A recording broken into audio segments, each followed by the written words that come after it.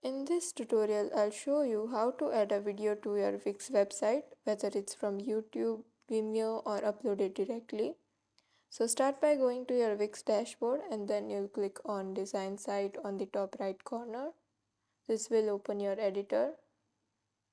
Now once you are inside the editor, click the plus icon on the left side of the screen. Now from the menu, click on Video and Music and choose either in the single video players, choose either video upload or YouTube video depending on your source. Let's click on YouTube video for now. So we have it over here.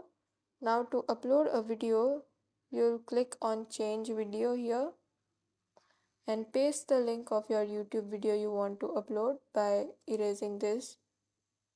You can further work on the settings here, like the playback options and the video description. Now after uploading your video, you can drag and resize the video element to fit your layout. You can place it anywhere on the page, just like any other section.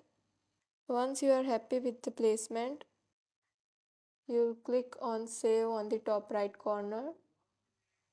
After that, you'll click on publish to make it live on your site. And that's it, your video is now live on your Wix site. Thanks for watching.